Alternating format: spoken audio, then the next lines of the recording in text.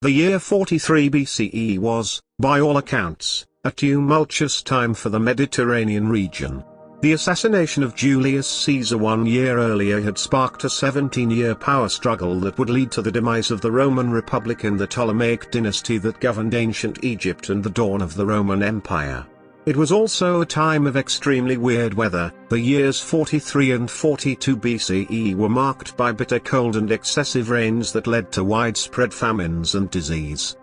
Historians and scientists had previously suspected that a cataclysmic volcanic eruption may have been responsible for these miserable conditions.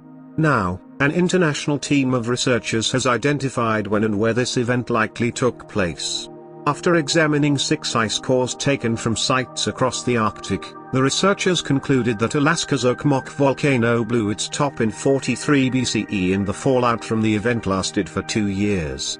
This would have altered the climate across the northern hemisphere and resulted in chilly, wet conditions that match descriptions in the historical record, the team reported on June 22 in the journal Proceedings of the National Academy of Sciences.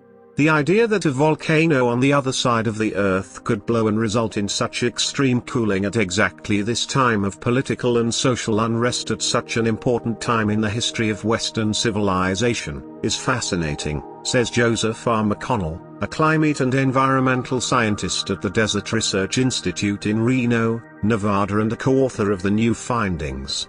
We're not trying to say this caused the downfall of the Roman Republic or the Egyptian Ptolemaic kingdom, but we're saying that it's a new piece of information, and historians need to consider whether it may have contributed to the situation.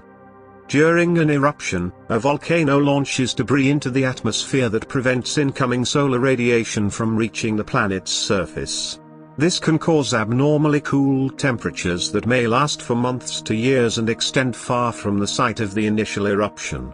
When this fallout eventually falls back to Earth, some of it, including tiny particles of rock called tephra and some sulfur-containing compounds, becomes trapped and buried in ice sheets at northern latitudes. This debris is how researchers are able to look back in time and figure out when eruptions occurred.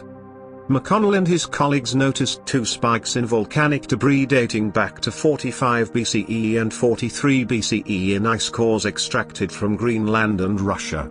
They estimated that the earlier of these 2 eruptions took place in a high-latitude area such as Iceland in a powerful but short-lived event, producing fallout that was mainly confined to northern Greenland and waned after a few months.